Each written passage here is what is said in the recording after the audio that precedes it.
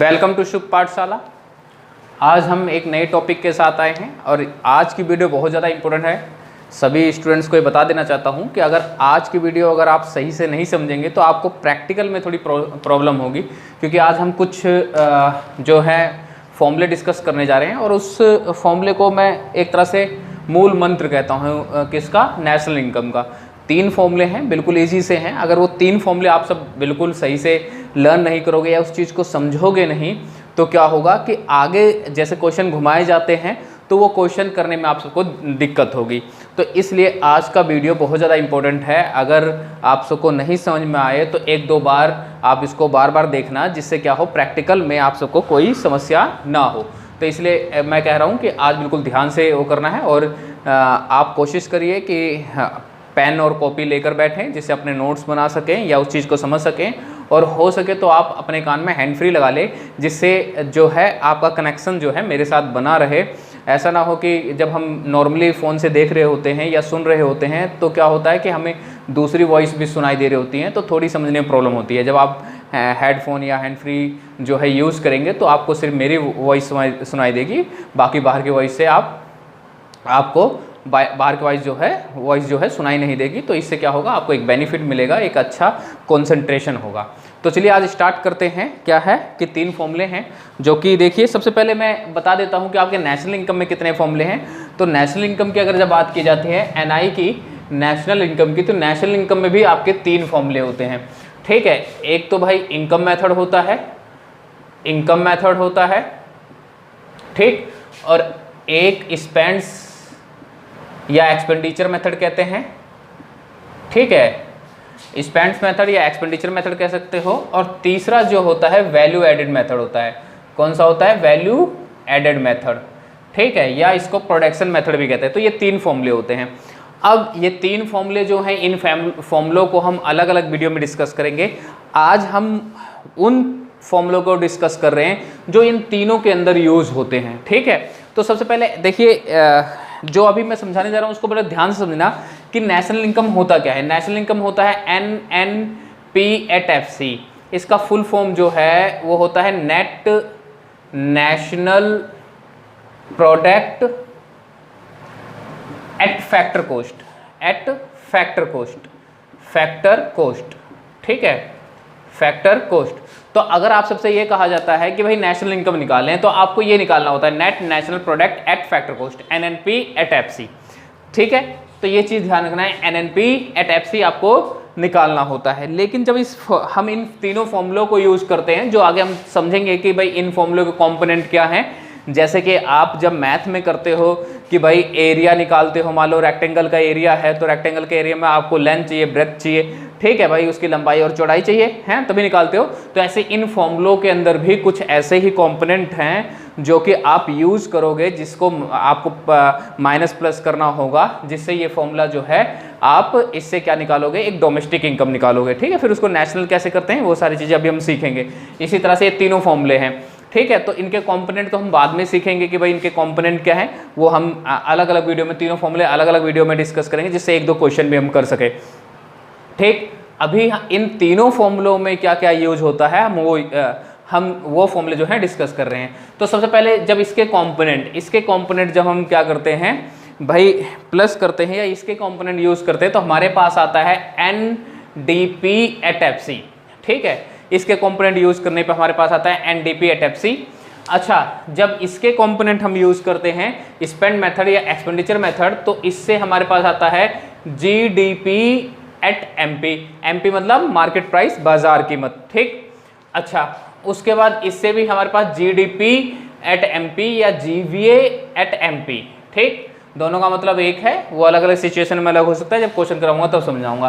ठीक है, तो ये हमारे सामने आता है। लेकिन हमारा नेशनल इनकम क्या है, देखो नेशनल इनकम क्या है, NNP@FC। अब यहाँ पर भाई इसके फॉर्मूले यूज करने से हमारे पास NDP@FC आया, NNP@FC तो आया नहीं है कि भाई नेशनल इनकम निकल गया। तो कुछ ना कुछ तो चीज़ें और होंगी जो या तो ऐड करते होंगे या सब्ट्रैक्ट करते होंगे, जिससे ये NNP@FC बन जाए, हैं।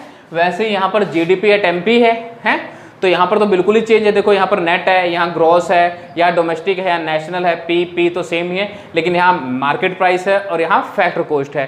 तो भाई कोई ना कोई तो फॉर्मूला होगा ना जिससे क्या हो जाए कि ये जीडीपी एट क्या बन जाए, एनएनपी एट एफसी बन जाए। ठीक, तो हम आज वही डिस्कस कर रहे हैं कि हम जीडीपी को जब हमारे किसी फॉर्मूले से जीडीपी एट एमपी आएगा तो हम एनएनपी एट एफसी कैसे करेंगे। ठीक है, यहाँ पर देखो, यहाँ तो एन हमें मिला ही हुआ है, एन है, यहाँ पर डोमेस्टिक को नेशनल करना है, सिर्फ डोमेस्टिक को नेशनल करना है, बाकी सारी चीज़ें सेम करनी है। तो हमें यहाँ पर तो एक ही चीज़ चेंज करना है, लेकिन यहाँ पर देखो हमें 3 चीज़ें चेंज करनी है। जी को नेट करना है, डोमेस्टिक को नेशनल करना है, पीपी सेम ही है, मार्केट प्राइस को फैक्टर कॉस्ट पे करना है। तो वो 3 चीज़ें अगर चेंज कर रही हैं तो 3 फॉर्मूले भी तो होंगे। ठीक है, तो वो 3 फॉर्मूले आज हम डिस्कस करेंगे कि कैसे हम जीडीपी को क्या करते हैं, हम नेशनल प्रोडक्ट में बदलते हैं, या ग्रोस को नेट कैसे करते हैं, या डोमेस्टिक को नेशनल कैसे करते हैं, या बाजार मार्केट प्राइस को हम फैक्टर कॉस्ट पे कैसे करते हैं। ठीक है, तो ये सारी चीज़ें हम इसमें आज हम डिस्कस करेंगे। तो चलिए एक एक करके डिस्कस करते हैं। मैं इसको ज़रा इरेज कर देता हूँ, ये मैं इसको इरेज कर रहा हूँ, और यहाँ पर एनएनपी एट एफसी जो हमारा नेशनल इनकम है वो लिख लेता हूँ। हमारा नेशनल इनकम क्या होता है, एनएनपी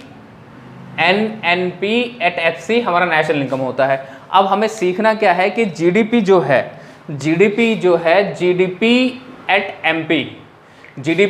एमपी से हम एनएनपी एट एफसी कैसे करते हैं। तो देखिए, सबसे पहले हम बिल्कुल सीक्वेंस चलेंगे, जी को एन करना सीखेंगे या ग्रॉस को नेट करना सीखेंगे। इस जीडीपी का मतलब होता है ग्रॉस डोमेस्टिक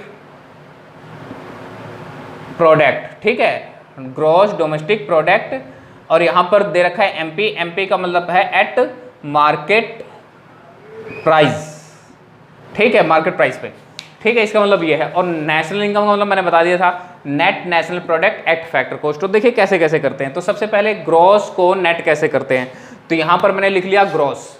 ठीक है, ग्रॉस। ठीक, इसमें से आपको माइनस करना होता है क्या, डेप्रीशिएशन। क्या माइनस करना होता है, डेप। तो क्या हो जाता है, ये नेट हो जाता है। अब जिन बच्चों को डेप्रीशिएशन नहीं पता है, तो इससे पिछली वीडियो जो कि हमने इसका नेशनल इनकम का 4th पार्ट बनाया था, उसमें मैंने बताया था डेप्रीशिएशन होता क्या है। ठीक है, तो अगर जिन बच्चों को नहीं पता है तो फिर भी मैं एक छोटा सा रिकैप दे देता हूँ। डेप्रीशिएशन का मतलब होता है जब कोई फिक्स एसेट्स हम लेते हैं तो टाइम के साथ साथ उसके वैल्यू में कोई ना कोई कमी आने लग जाती है, तो हम उसको डेप्रीशिएशन कहते हैं। ठीक है, जैसे फॉर एग्जांपल मान लीजिए कि मैंने बाइक ली, तो मान लीजिए 1 लाख की बाइक ली, तो 2 साल बाद क्या होगी कि उसकी वैल्यू में कोई ना कोई कमी आएगी। अब मैं उसको 1 लाख रुपए का थोड़ा बेच सकता हूँ, हैं, तो वो 60-70 हज़ार रुपये की जितने की बचेगी, तो जितना उसमें कम हो गया वो डेप्रीशिएशन है। तो जब अब तक उसकी क्या हुई, एक्चुअल वैल्यू जो है कितने रहेगी, मान लीजिए 60,000 में वो सेल आउट हो जाता है, 2 साल बाद 60,000 में बेच देता हूँ, तो जो उसकी एक्चुअल वैल्यू है 60,000 वही नेट होता है। ठीक है, उसी को हम नेट कहते हैं। तो उसके एक्चुअल वैल्यू, जबकि जब डैप लगा हुआ था तो हमने वो बात की थी कि हमने उसको खरीदा कितना था। ठीक है, अब इसको एक एग्जांपल से और समझ लीजिए कि मान लीजिए मैंने वही बाइक 1 लाख रुपए में पूछी, तो मैं मेरे से कोई पूछेगा तो मैं यूं कहूँगा कि कोई पूछेगा आपने कितने परचेज की, तो मैं कहूँगा 1 लाख में, 1 लाख में। ठीक है, तो अच्छा 2 साल बाद कोई पूछेगा तब भी मैं कहूँगा 1 लाख में। ठीक, तो वो उसकी ग्रॉस वैल्यू है 1 लाख रुपए, लेकिन 2 साल बाद जब मुझे बेचना चाहूँगा तो क्या 1 लाख रुपए में बिकेगी, ऐसा तो नहीं है, हैं। तो अगर वो 70,000 रुपये में जाती है तो उसकी एक्चुअल या नेट वैल्यू है। ठीक है, तो हम चीज़ें जब परचेज करते हैं तो हम उसके प्राइस बताते हैं, लेकिन जैसे जैसे टाइम क्या होता है, पास होता जाता है, तो क्या होता है कि उसकी वैल्यू कम होती जाती है, उसी को हम डेप्रीशिएशन कहते हैं। तो देखिए, डेप्रीशिएशन माइनस करते ही क्या हो गया, नेट हो गया। फॉर एग्जाम्पल जैसे मान लीजिए मेरा फ़ोन जो है 25,000 का था। ठीक, जब मैंने परचेज किया था, आज इसकी वैल्यू जो है कितनी हो गई है, मान लीजिए 10,000 हो गई है, तो डेप्रीशिएशन कितनी लग गई, 15,000 लग गई। तो इसमें से 15,000 आप इसमें से माइनस कर दो, तो ये आ गया आपके आज की वैल्यू 10,000 है, आज की वैल्यू आ गई 10,000, यही नेट है, नेट वैल्यू है। ठीक है, तो ग्रॉस में से डेप माइनस कर दोगे तो क्या हो जाएगा, नेट हो जाएगा। और अगर ये डेप इस तरफ ले जाओगे तो क्या हो जाएगा, प्लस हो जाएगा ना। डेप इस तरफ ले जाओगे तो क्या हो जाएगा, प्लस हो जाएगा। ये हमने 10th के मैथ में पढ़ा है, अब वैसे भी हमने पीछे छोटी छोटी क्लास में इस तरह से पढ़ाई है कि भाई जब इक्वल टू के इस तरफ कोई चीज़ जाती है तो साइन चेंज होता है, तो इस तरफ जाकर क्या हो जाएगा, प्लस हो जाएगा। ठीक है, तो क्या हो जाएगा, नेट में अगर डेप्रीशिएशन प्लस कर दिया जाए तो ग्रॉस बन जाता है। इसी को देखो क्या है कि भाई जब ग्रॉस आप सबको निकालना है, आपसे कहे कि भाई इसको ग्रॉस करो तो इसमें क्या हो जाएगा, डेप्थ प्लस हो जाएगा, तो क्या आ जाएगा, ग्रोस आ जाएगा। जैसे फॉर एग्जांपल, जैसे अभी मैंने एग्जांपल दिया था कि क्या था, 25,000 का मेरा फ़ोन था 25,000 का। अब मैंने इस 25,000 में 15 माइनस करे थे और नेट कितना आया था, 10,000 आया था ना। इस 10,000 में प्लस कर दो वही 15,000, मतलब डेप प्लस कर दो तो आगे ना ग्रोस वैल्यू 25,000, ठीक। तो ये होता है डेप्रीशिएशन। तो पहला फॉर्मूला है जिसको आप सबको रटना है, बिल्कुल याद रखना है। क्या रखना है कि भाई ग्रोस में से डेप्रीशिएशन माइनस करो नेट हो जाता है, नेट में डेप्रीशिएशन प्लस करो ग्रोस हो जाता है, ग्रोस में से डेप्रीशिएशन माइनस करो नेट हो जाता है, नेट में से डेप्रीशिएशन नेट में डेप्रीशिएशन प्लस करो तो ग्रोस हो जाता है। तो ये चीज़ आपको टिप्स पे होना चाहिए, तभी जो है आगे ये समझ में आएगा। चलिए नेक्स्ट फॉर्मूला देख। अब हमें क्या हो गया कि भाई देखो कि यहाँ पर जीडीपी था, जीडीपी एट एमपी था। अब इससे हमें ये पता चल गया कि जैसे ही हम ग्रोस माइनस करते हैं तो हमारा पहला एन आ जाता है, पहला एन हमारे पास आ गया। यहाँ मैं यहाँ साइड में लिख लेता हूँ, एक मिनट मैं जरा डस्टर ले लूँ।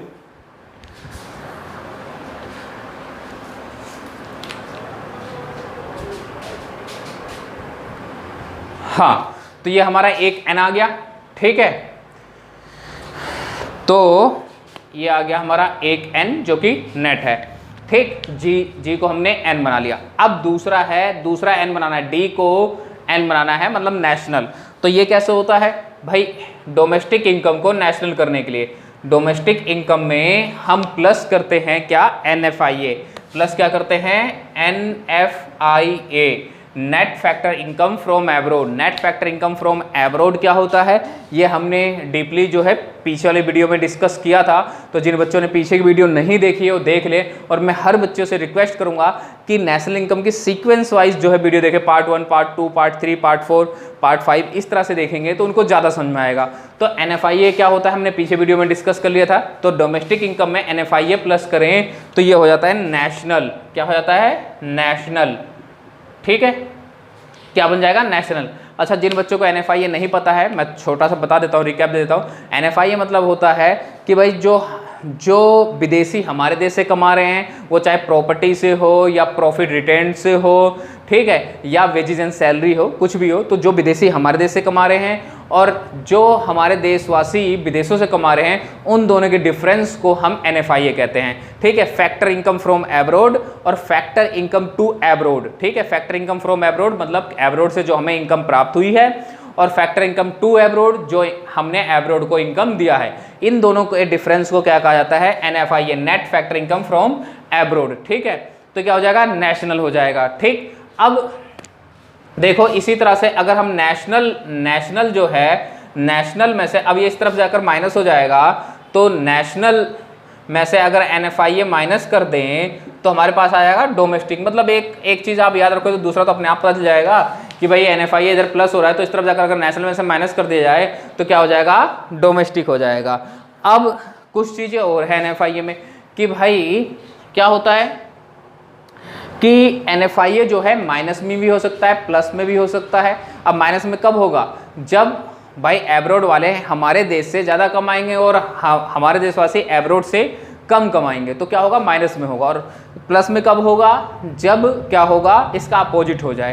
तो क्योंकि NFIA माइनस में भी हो सकता है और प्लस में भी हो सकता है, ये चीज़ ध्यान रखना। तो आप सबके लिए एक क्वेश्चन है, क्या नेशनल इनकम कभी डोमेस्टिक इनकम से कम हो सकता है या हमेशा ज़्यादा ही रहेगा? तो ये सब आप सबके लिए क्वेश्चन है। आप सब मुझे कमेंट बॉक्स में बता देना कि नेशनल इनकम अगर ज़्यादा रहेगा तो क्यों रहेगा, कम हो सकता है तो कैसे कम हो सकता है, ठीक है।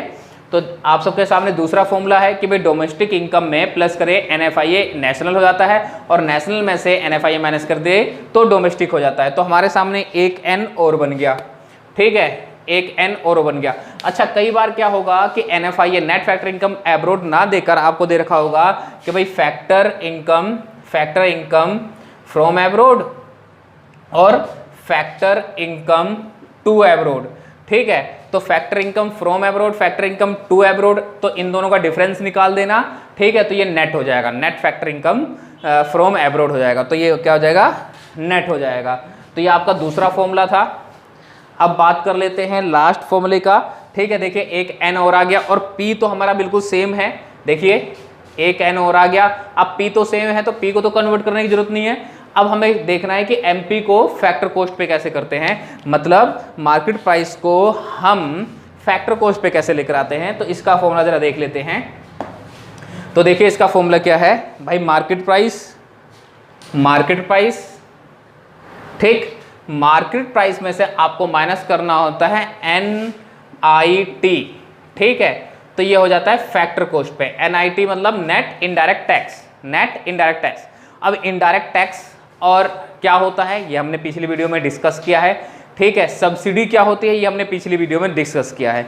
तो अब नेट इनडायरेक्ट टैक्स क्या होता है जरा यहाँ पर देख लेते हैं, क्योंकि यहाँ पर इनडायरेक्ट हमने पिछली वीडियो में इनडायरेक्ट टैक्स और सब्सिडी के बारे में जाना था, नेट के बारे में नहीं जाना था कि नेट इनडायरेक्ट टैक्स क्या होता है। तो नेट इनडायरेक्ट टैक्स क्या होता है कि इनडायरेक्ट टैक्स माइनस में सब्सिडीज, ठीक है, सब्सिडीज माइनस कर दो तो NIT बन जाता है। तो ये चीज़ ध्यान रखना। अब अगर भाई आपको क्वेश्चन दे रखा है, क्वेश्चन में अगर डायरेक्ट NIT दे रखा है, नेट इनडायरेक्ट टैक्स दे रखा है, तो कोई दिक्कत ही नहीं है। लेकिन अगर क्वेश्चन में आपको सब्सिडी दे रखा है और IT दे रखा है, इनडायरेक्ट टैक्स दे रखा है, तो इन दोनों को माइनस करने के बाद आप सबको NIT निकालना होगा, ठीक है, नेट इनडायरेक्ट टैक्स निकालना होगा, ठीक। तो इसमें से अगर मार्केट प्राइस में से NIT माइनस कर दिया जाए तो फैक्टर कॉस्ट पे हो जाता है, ठीक। और वहीं इसके अपोजिट कर दिया जाए कि भाई फैक्टर कॉस्ट में या MP यहाँ पर कर लेता हूँ FC प्लस NIT कर दिया जाए, मैंने क्या करा ये इस तरफ जाकर प्लस कर दिया, तो क्या हो जाएगा मार्केट प्राइस पे हो जाएगा। ये हम दोनों तरफ से सीख रहे हैं, ये इसलिए सीख रहे हैं कि क्वेश्चन घुमाया इस तरह से जाएगा कि भाई आप मार्केट प्राइस पे करो या फैक्टर कॉस्ट पे करो या कह दिया जाएगा कि आप डोमेस्टिक इनकम निकालो, नेशनल इनकम निकालो या ग्रॉस करो, नेट करो, क्वेश्चन इस तरह से घुमाया जाएगा। इसलिए इन तीन फॉर्मूलों को हम क्या कहते हैं, नेशनल इनकम का मूल मंत्र कहते हैं। ये तीनों फॉर्मूले तो टिप्स पे होने चाहिए, ठीक है। तो आप सबको ये समझ में आ गया होगा। अच्छा, अब तीनों फॉर्मूले डिस्कस हो चुके हैं, ठीक। अच्छा, जिन बच्चों के सब्सिडी के बारे में नहीं पता है, IT के बारे में मतलब कि इनडायरेक्ट टैक्स के बारे में नहीं पता है, तो थोड़ा सा बता देता हूं कि इनडायरेक्ट टैक्स क्या होता है। ऐसे टैक्स होते हैं जो हम इनडायरेक्टली पेड कर देते हैं, जिसकी लायबिलिटी आप दूसरे पे डाल सकते हो, जैसे GST, वैट वगैरह, ये इनडायरेक्ट टैक्स है। और जब किसी चीज़ पे टैक्स लगता है तो उस चीज़ की प्राइस जो है हाई होने लग जाती है, मतलब इनडायरेक्ट टैक्स जिस चीज़ पे लग जाएगा उस चीज़ की प्राइस जो है हाई होने लग जाएगी। और वहीं सब्सिडी की बात की जाए तो सब्सिडी एक तरह से छूट होती है किसी चीज़ के प्राइस में, ठीक है। अब क्योंकि छूट है किसी चीज़ के प्राइस में तो गवर्नमेंट कुछ ना कुछ छूट देती है, किसके लिए, वेलफेयर के लिए, ठीक है। अब छूट दे रही है तो क्या होगा, सब्सिडी से प्राइस कम होने लग जाता है, ठीक। तो ये सब्सिडी था और IT इनडायरेक्ट टैक्स था, इन दोनों के डिफरेंस से NIT बनता है। अच्छा, अब इनमें कुछ चीज़ें और समझ लीजिए। कई बार हो सकता है कि तुम्हारे पास इनडायरेक्ट टैक्स दे रखा हो क्वेश्चन में और सब्सिडी ना दे रखा हो, हैं, तो कंफ्यूज नहीं होना है, या आप सबको ये नहीं समझना है कि भाई क्वेश्चन गलत हो गया। अगर सब्सिडी नहीं दे रखा है तो सब्सिडी का मतलब ये हो गया कि सब्सिडी आपको जीरो लेनी है, ठीक है। और कई बार हो सकता है कि आपको सब्सिडी दे रखा हो, IT नहीं दे रखा हो, इनडायरेक्ट टैक्स ना दे रखा हो, तो अब IT आपको आप जीरो ले लोगे, उसमें से सब जीरो में से सब्सिडी जो भी दे रखा हो माइनस कर दोगे, NIT में निकाल लोगे। तो इसका ये ध्यान रखना कि ये मत समझने लग जाना कि क्वेश्चन गलत हो गया, क्वेश्चन गलत नहीं है, जो कंपोनेंट नहीं दे रखा है वो क्या है आप सबको जीरो ले लेना है, इससे आपके क्वेश्चन भी आसान हो जाएंगे। इसी तरह से जब हमने बात की थी भाई net factor income from abroad में, उसमें हमने फैक्टर इनकम टू एब्रॉड और फैक्टर इनकम फ्रॉम एब्रॉड ये दो कंपोनेंट लिए थे। इनमें से अगर कोई सा नहीं दे रखा हो, वैसे तो हमेशा ज़्यादातर क्वेश्चनों में direct net factor income from abroad, ठीक है, NFI डायरेक्ट दे रखा होता है। बहुत कम क्वेश्चन देते हैं जिनमें आपको फैक्टर इनकम टू एब्रॉड और फैक्टर इनकम फ्रॉम एब्रॉड देंगे, पर अगर दे दिया और इनमें से एक नहीं दे रखा कोई सा भी, तो उसको आप जीरो मान लोगे, ठीक है। उसका मतलब ये नहीं है कि आप क्वेश्चन को ही गलत कह दोगे, ठीक है, क्वेश्चन गलत नहीं है। तो आप सबके सामने क्या हो गया भाई, अब MP भी FC हो गया, MP भी FC हो गया, ठीक है। तो ये आपका नेशनल इनकम बन गया। मतलब अगर GDP निकलेगा तो GDP से आप सबको NNP at FC करना है, नेशनल इनकम निकालना है। अच्छा, कुछ चीज़ें और कि अगर क्वेश्चन में आप सबको ये दे रखा है कि आप नेशनल इनकम निकालें, तो नेशनल इनकम मतलब यही होता है NNP at FC।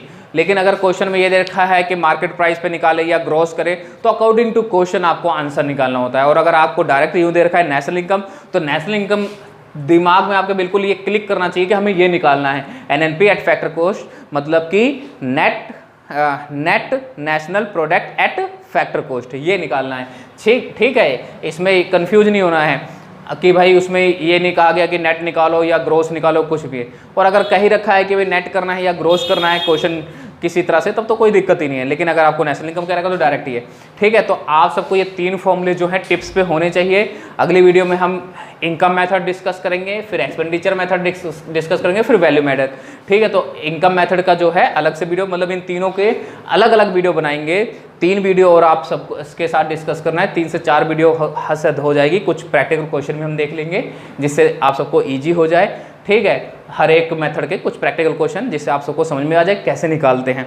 ठीक, तो हद से 4 से 5 वीडियो में हम ये यूनिट खत्म करेंगे, उसके बाद अगले यूनिट पे चलेंगे। एग्जाम से पहले हमें ये खत्म करना है। चलिए आज के लिए इतना ही। Thank you.